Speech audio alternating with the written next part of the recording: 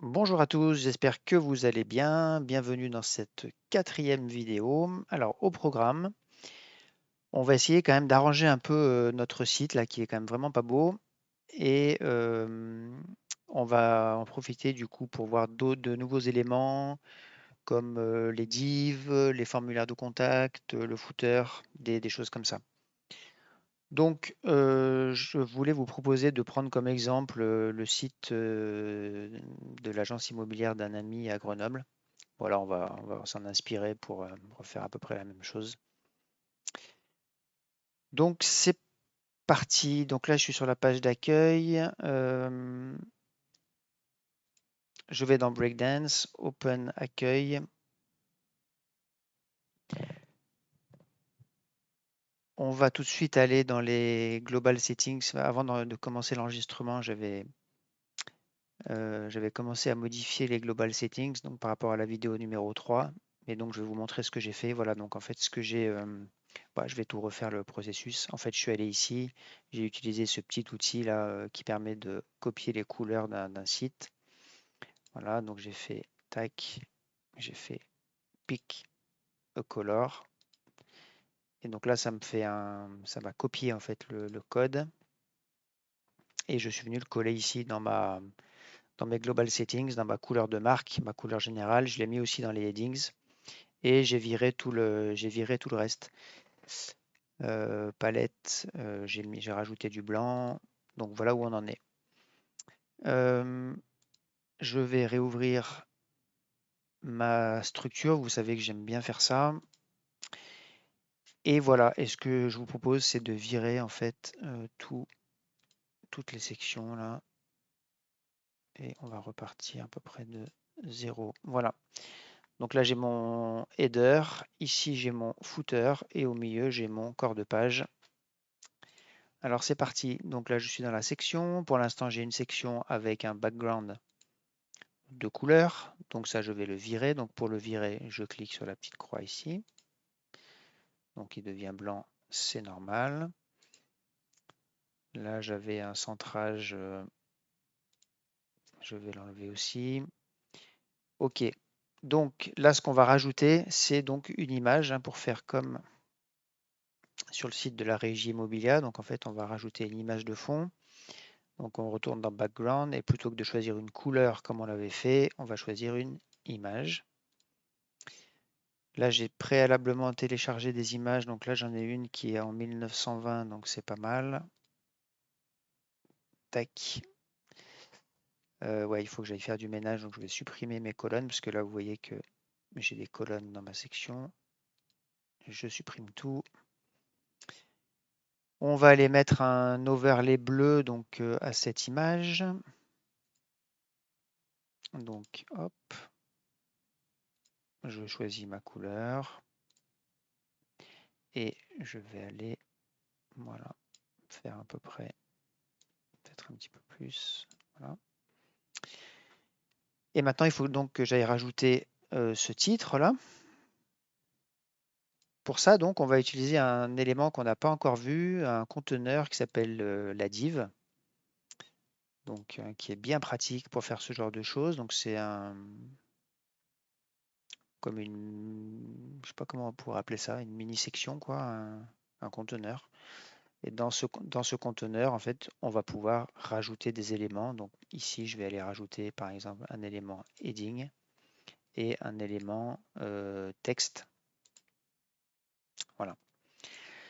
Donc pour le heading, je vais aller mettre donc 1013 qui, je vous le rappelle, est le nom de ma micro-entreprise. Et puis dans texte, on va aller mettre agence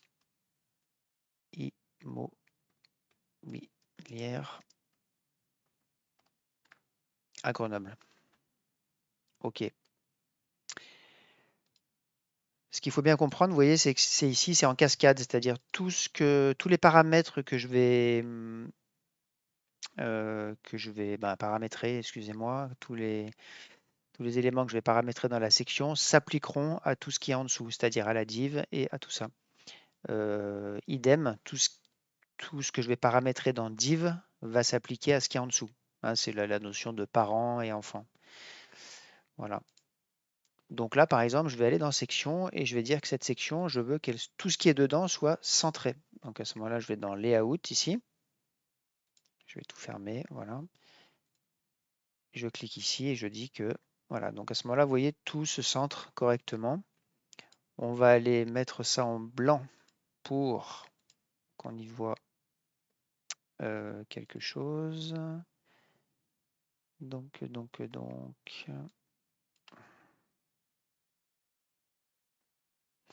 Et pareil pour ça.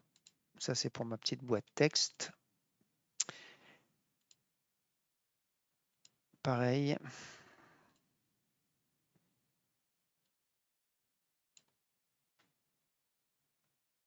Voilà. On va aller peut-être augmenter la taille de tout ça. Et 1013, on va aussi aller augmenter la taille. Et ça, on va aller centrer aussi ce qu'il y a dans la div. Voilà. Ok, très bien.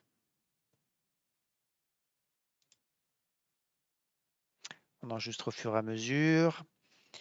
Bon, le formulaire de recherche, on va pas voir ça maintenant. Et ensuite, on peut s'amuser à, voilà, à faire ça, par exemple, cette section. Donc, bah, tout simplement, hein, on va aller rajouter une section.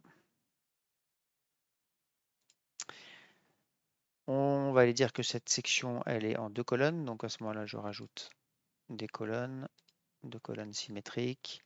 Dans la colonne de gauche, on met donc une image. Et dans la colonne de droite, on va aller mettre un heading et du texte. On va choisir Rich Text. OK. Donc ça, c'est l'image avec le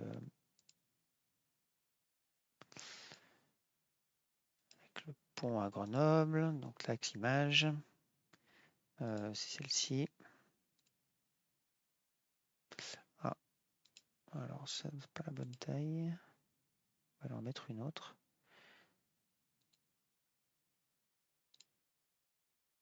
Ouais, bon, bref. Et puis, bon, voilà, on va pas passer trop de temps là-dessus.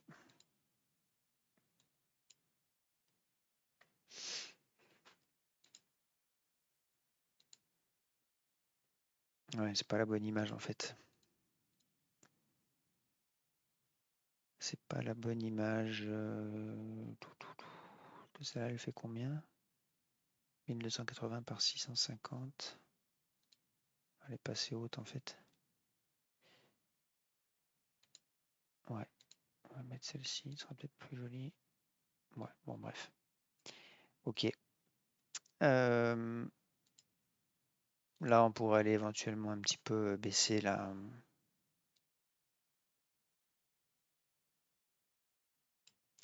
Voilà, et ici mon rich text, je vais vite fait aller faire un petit copier de.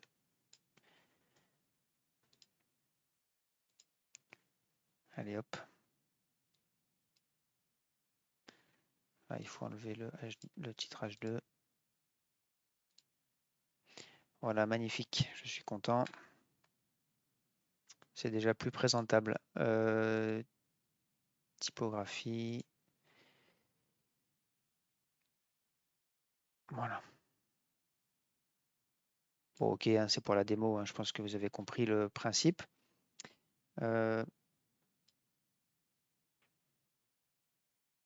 Et puis, etc., etc. Donc, si on voulait créer une deuxième section à l'identique, donc je pourrais sélectionner la section ici, dupliquer. Voilà, si on voulait inverser, tout simplement, merde, oula, pardon. Bon, on peut faire comme ça. On va mettre ça. Tac. Ça, on le. Voilà, donc ça a inversé les. Si je reviens en front-end, je vais faire un clic droit pour pas fermer. Voilà. C'est déjà plus présentable. Alors là, il y a un peu trop de marge. Donc, en fait, par défaut, si on ne définit pas de marge, Breakdance met 35 pixels en haut, 35 pixels en bas. Donc en fait, il suffit d'aller dans Section, d'aller dans Spacing. Vous voyez, si tout ça est mis à... Enfin, si tout ça n'est pas rempli, ça met 35 pixels par défaut. Donc nous, on va aller mettre par exemple 20 et 20 en bas.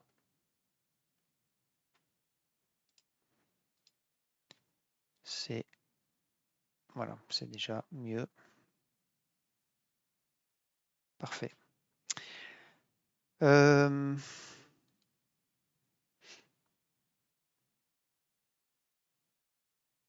Bon, après les boutons, après ce qu'on peut faire, c'est, vous voyez, donc là c'est bon, on peut les rajouter un bouton éventuellement.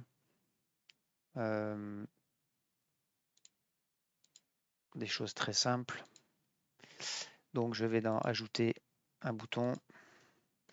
Pourquoi il est bleu? Bah, parce que dans les Global Settings, j'ai défini la couleur bleue de brand. Là, on va mettre un peu de marge, donc je sélectionne la boîte, l'élément en dessus, et vous voyez, je passe ma souris et je peux définir un peu de marge comme ça. Voilà, en savoir plus.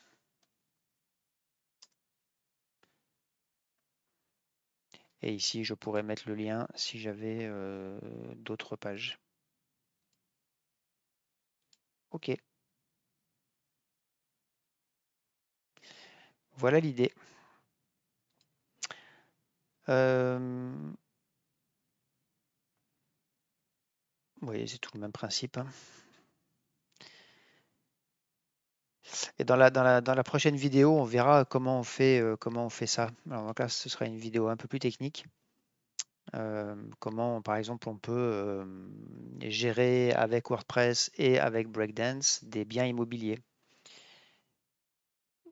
Donc là, on devra parler ACF, donc custom post, enfin type de champ personnalisé, et puis affichage dynamique des informations. Ça sera pour la prochaine vidéo. Donc ce qu'on peut faire maintenant, c'est je peux vous montrer comment est-ce qu'on améliore enfin comment est-ce qu'on fait pour créer ça, par exemple. Donc ça, c'est une section. Alors ça, en fait, soit est-ce qu'ils l'ont mis en footer ou est-ce que c'est une section? Est-ce qu'il est partout? Ah oui, d'accord. Vous ne trouvez pas le logement idéal, ouais. Donc c'est vraiment c'est vraiment,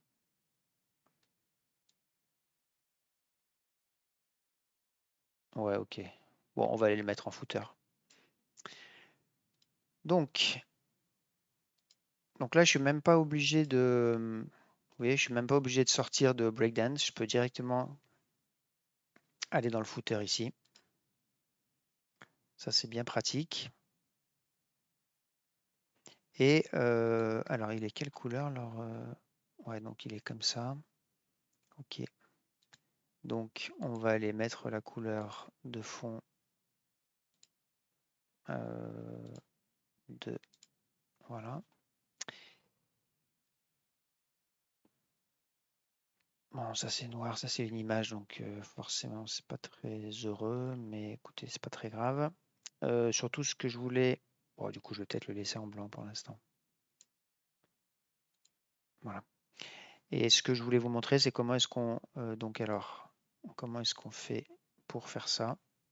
Donc là en fait, vous voyez, il y a deux colonnes avec un formulaire de contact. Donc deux colonnes qui sont pas tout à fait égales, hein.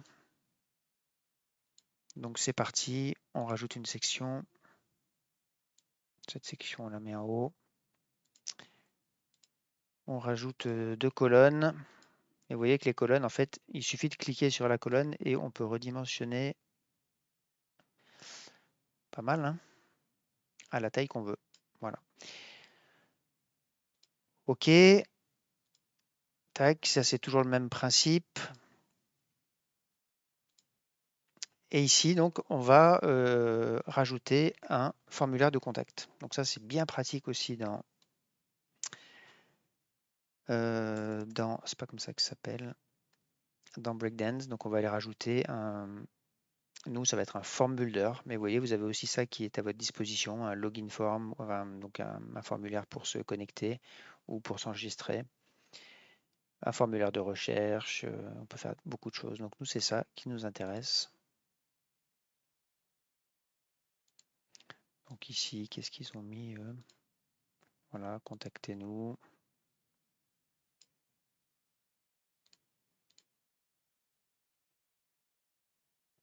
Et vous cherchez.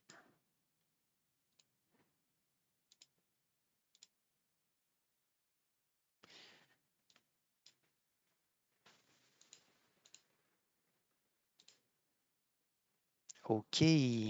Allez, ça c'est un peu gros.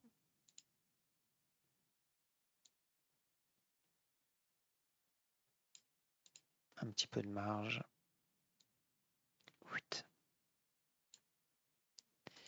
Voilà. Et donc ça c'est l'élément donc qui s'appelle FormBuilder. Alors vous voyez là j'ai cliqué dans l'élément et ici. Donc c'est ici que vous allez pouvoir parler. Alors par défaut il vous met un champ nom, email. Donc là ici il a mis name donc on va aller changer le label. On va mettre nom.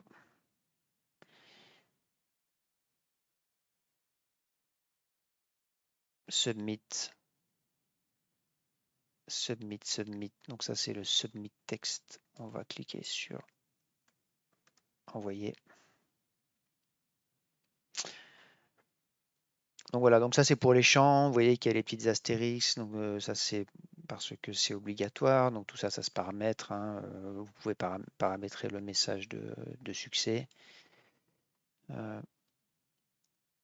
Merci pour votre message. Ça c'est quand le message sera envoyé. Ça c'est s'il y a une erreur. Bon, il y a plein de choses en fait, hein. Si vous voulez être redirigé sur une page de remerciement, par exemple, pour pouvoir traquer les gens qui ont rempli votre formulaire, à ce moment-là, vous faites redirect after submit et puis vous mettez sur une autre page. Et puis après, pour paramétrer les mails, donc c'est dans Action. Donc là, vous pouvez faire plusieurs choses aussi. Vous pouvez stocker tous les, ouais, store submission. Donc vous pouvez stocker tous les mails qui ont été, enfin tout le trafic en fait du formulaire de contact. Et puis pour générer les mails que que vous allez recevoir. Et également, vous pouvez aussi rajouter ici des emails, un email pour que la personne qui a rempli le formulaire reçoive un email du type nous avons bien reçu votre email, nous vous recontactons le plus tôt possible. Voilà. Voilà un petit peu ce que je voulais vous montrer aujourd'hui.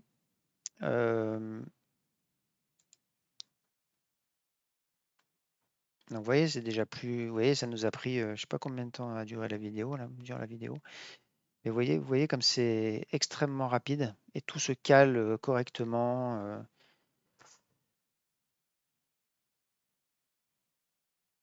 Ouais, donc là il faudrait évidemment mettre une couleur de fond, etc. Mais je pense qu'on va s'arrêter là. Je pense que la vidéo a déjà assez duré.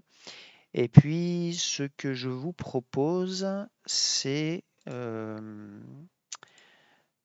que dans la prochaine vidéo, on voit donc les données, tout ce qui est données dynamiques, parce que ça c'est ultra puissant. Voilà, merci de votre attention et à bientôt.